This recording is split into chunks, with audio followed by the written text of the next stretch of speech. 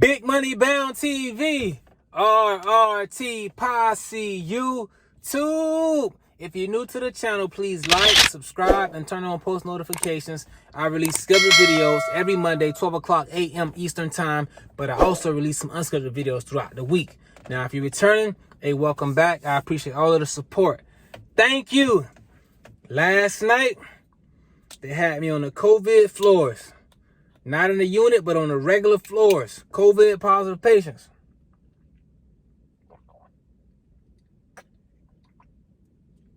What we represent, man?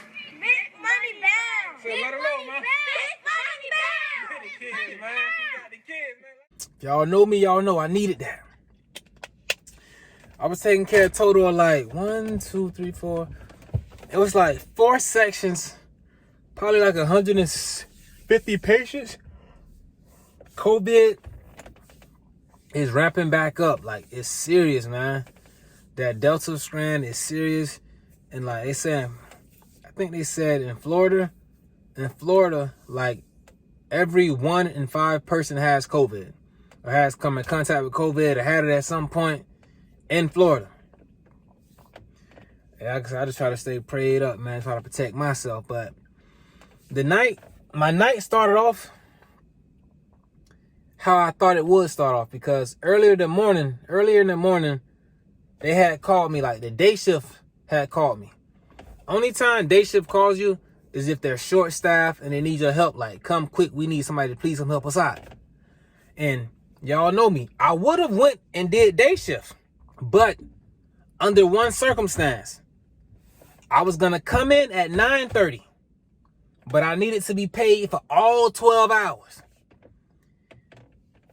They really need people.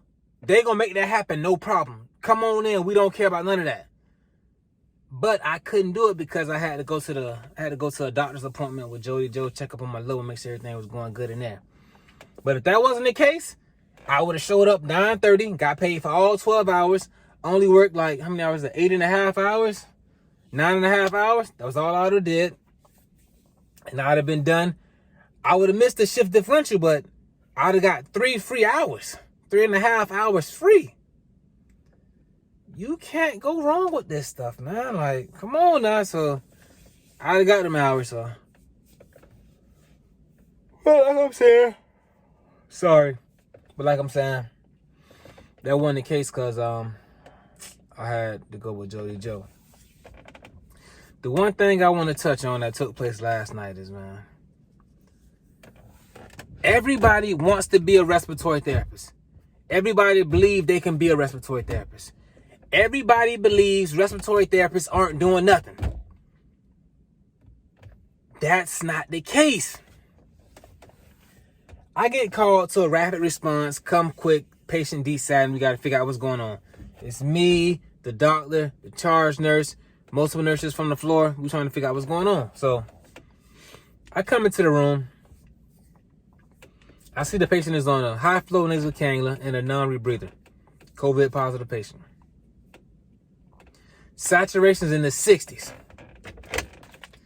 Patient has a standby BiPAP.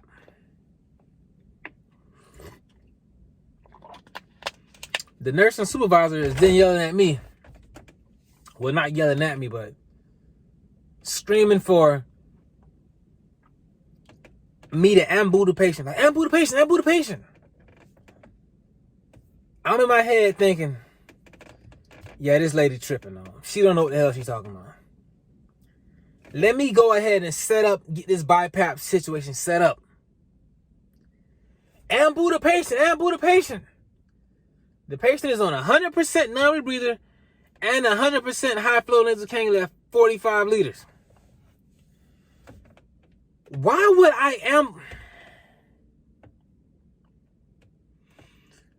What sense does it make to ambu the patient? I'm only going to be ambuing the patient at 100%.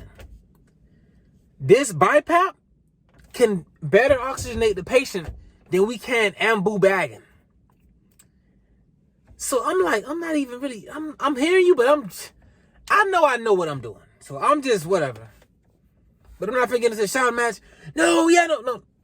Ambu the patient. All right, yeah, I got you. I'm ambuing, all right. I'm hooking up the BiPAP. This lady, hand me the ambu, the end piece to put into the flow meter. This is as I'm putting the BiPAP on the patient's head. The patient is now wearing BiPAP. This lady hand me the O2 from the ambu bag, the cord, saying hook it up. I hook it up. I see a resident taking off the BiPAP. Hey, don't take that off. But then when the ambu, no, this is going to oxygenate better. Now the lady saying, oh, no, wait. The saturations are coming up. They went from 60 to 88. It's coming up. Like, bro, this is better for oxygenation. This provides a peep. The ambu bag, you just handed me an ambu bag with no peep valve. So this is not going to better oxygenate the patient than a BiPAP will. Which is why I'm not paying attention to what she's saying. But everybody think they can just be respiratory therapists. Oh, SATS, hello? 100% ambu bag.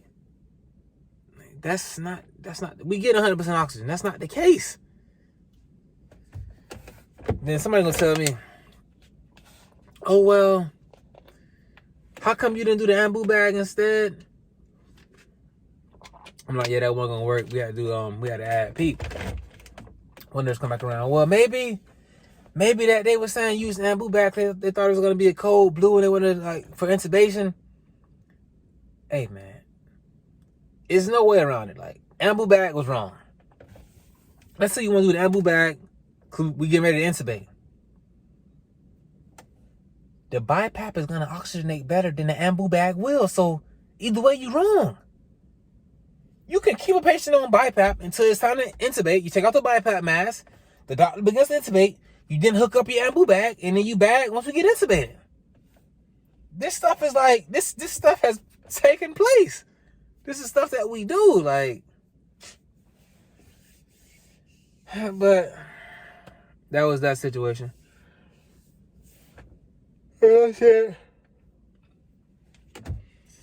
COVID is really picking up, man, like for real, all over the USA. Now they saying that Florida may be the next place where they do like travel COVID pandemic pay. Hey, dog. For my family, I do what I gotta do. You hear me? But right now, I'm not really even thinking about that. I'm just thinking about, man, Jody, my baby. How life gonna be different for me. That's all I'm really thinking about, man. And I'm about to get real big on like, I know I'm putting people up on game about how to get paid from respiratory therapy. Respiratory therapy that saved me. Respiratory therapy paid me. But man, it's some like that content creation, bro. Them content creators, them influencers, like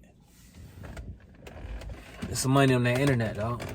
There's some money in that that World Wide Web. There's some money on that, man. But I'm still kind of new with it. So in 2022, I know I'm going to do a lot more like putting people up on game about that content creation, man. Like, because that's what it seemed like the future is heading towards. Like, it's going to benefit content creators. If y'all see like Instagram, you can now add badges. If you're an influencer, you got a business, you can add badges to your live streams. So you can go live. People can like tip you as you going live. You can get like $1, $2, $3, $5 on Instagram.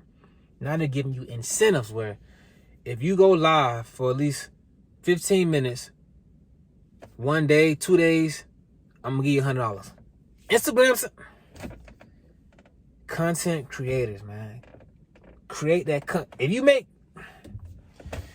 got Instagram, you're already making content. That's content. All your pictures is content.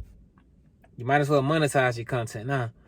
Like, that's the way it's going. But like, once I know more, I'm going to give you more. Like, I gave you respiratory therapy, how to get paid. I'm still giving you that. And once I know more about this content creation, that monetization revenue and all of that, bro, I'm going to give it to you. Until then, stay safe, my friend. COVID-19 out here, dog. Y'all stay safe. For real. And oh yeah, I don't got no shirt on because I was in COVID-19. I was covering the COVID floors.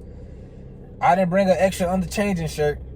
And I can't get back in my car with my long sleeve COVID shirt on. So I'ma hit no shirt shorty. Appreciate y'all. Thanks for watching.